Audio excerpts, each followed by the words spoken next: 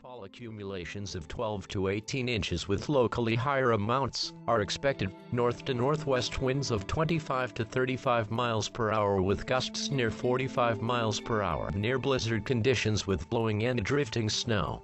Primary and secondary roadways, including Interstate 70, may become impassable due to the snow and blowing snow. A winter storm warning means that significant amounts of snow, sleet, or ice are now occurring or are imminent.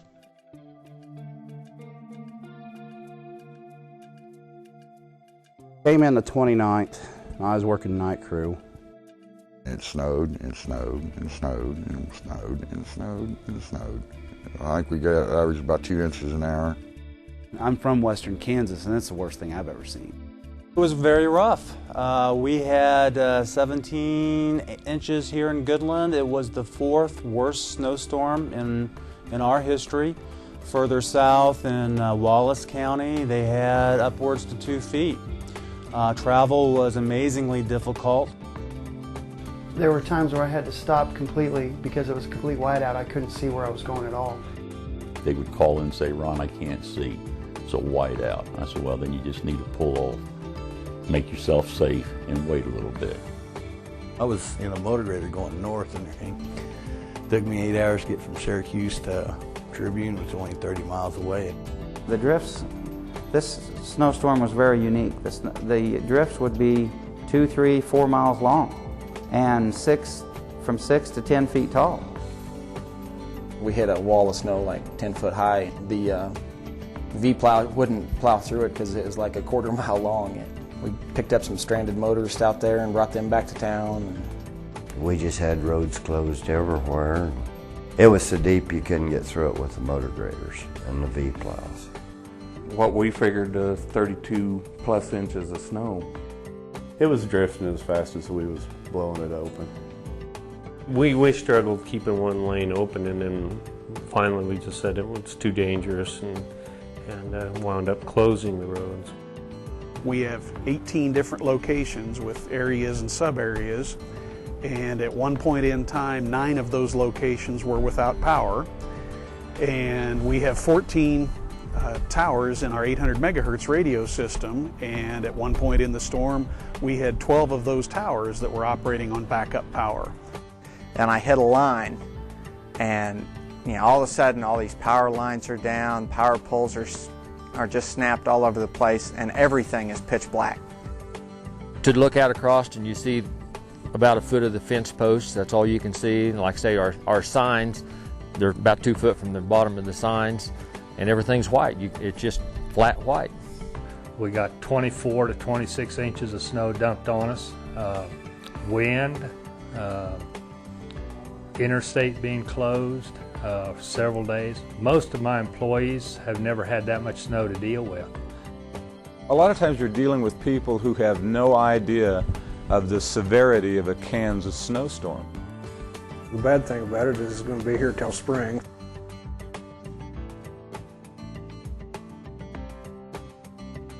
And I called up district and talked to Jerry Moritz and said, we're going to need this snow blower to come out here. And he brought the snow blower out. Thank God for the district crews.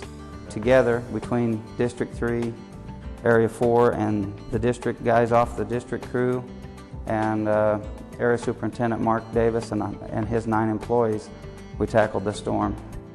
It was a lot worse for them out west, and as things started to materialize for them for the worst, we were starting to just get cleaned up. And as we would clean up, on Saturday, I realized we were going to be done sometime early Sunday morning, and I called the superintendents to the west of us and talked to the Area 2 Superintendent, Johnny Laura, and I talked to the Area Superintendent, Ron Munyon, in Syracuse, and said that we would be getting cleaned up, and if they needed our assistance, we would be available to help them.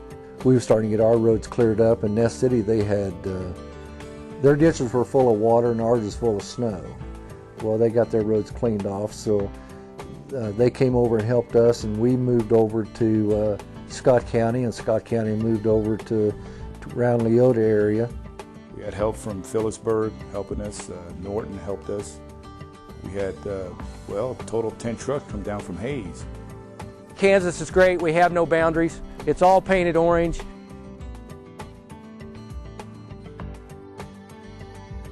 And what I've heard over and over again was KDOT people came in to help us move snow. They came in and helped us with our main street when we didn't have any city equipment and there's no way we could have gotten to it. They called and offered to come out and help take care of downed tree limbs. And what I heard from people was that we didn't have to ask. We got contacted by KDOT and KDOT came out and worked with us. We went up and we plowed snow on the airport runway at Tribune so that they could get an EMS airplane in there. And some of those type things, you realize that we're having a real impact on someone's life. Our local crews helped clean off a huge amount of snow up and down on Main Street. We'd like to send a truck with your trucks out to go down the highways. We won't be able to go any county roads or anything, but we can at least get you down the highways, things that need to get banned. So that was very, very helpful for us. We had a gas leak, and we had to come up with a route for the traffic to get them away from this bank in case it caught fire or something happened. KDOT, within 10-15 minutes, brought us 2 payloaders and a grader and made us evacuation route. Yeah, our group around here's with the city and the county and the state working together to get everybody taken care of. It was a good teamwork. You know, DOT made a safe situation by closing the highways, and we made it safer by giving folks a place to go. It was a combined effort of everybody, the local people, KDOT, KDEM, Kansas National Guard. Everybody had to pull together to make this work. Yeah, it shows how the community works together. Well, getting information out, I think, in a timely fashion is good. I think your website with regards to the highways is always a plus. It's always the phone calls, say from Kristen Brandt in the office, and I think she was at home for a while, she was stranded, but she still got the information to us on the roads, how the drifts were doing, how the crews were doing, any particular patches that were really giving KDOT problems. Kirk was down here and helped the city of Colby cleaning their streets out, and we helped Atwood out. Little towns like that, we've just been helping them. After the storm was over and we had time, we just decided to, let's help these little towns out, and they appreciated it. Probably the main thing that stood out is how everybody tried to help someone else. And that's a good sign of a community that cares.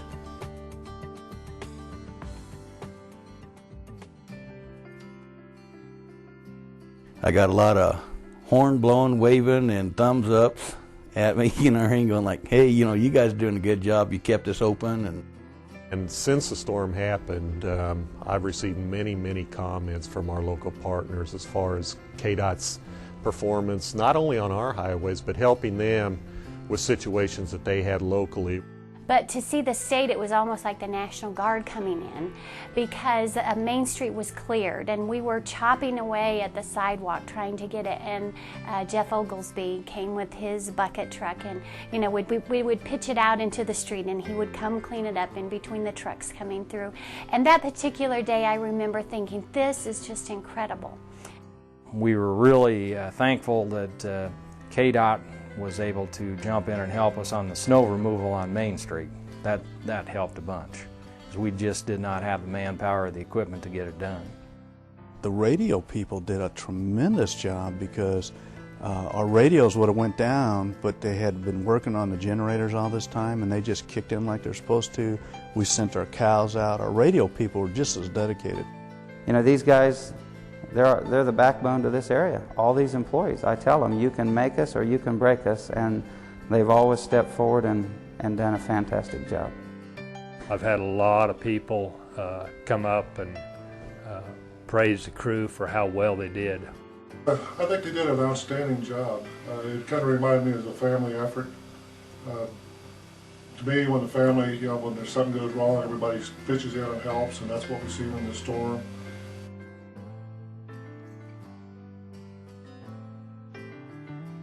We're just tickled pink to have the moisture.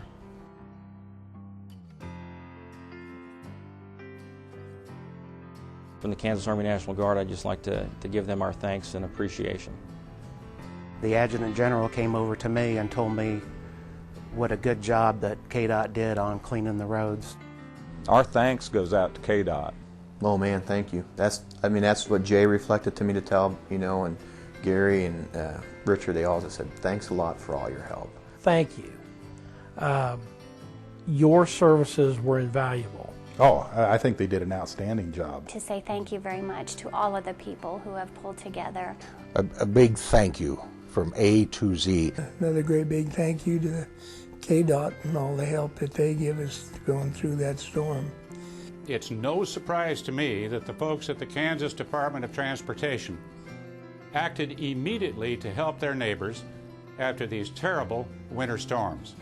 So from the crews working overtime in frigid conditions to clear the roads, to those in Topeka toiling around the clock to coordinate emergency assistance, your efforts are truly, truly appreciated. They care about the state, they care about this agency. They don't go out and do their job just because it's their job and they're getting paid. They go out and do the job because they recognize its importance to the safety and security of the state, and they care about doing it and care about doing it well, and I just appreciate that attitude. We've set the bar pretty high, but we continue to meet that expectation, and that's something this agency can be proud of. I want to tell them thank you, and it's from the bottom of my heart. I don't know how else to express that, but thank you very much for what you did. Thank you so much for the sacrifice, and the public appreciates it.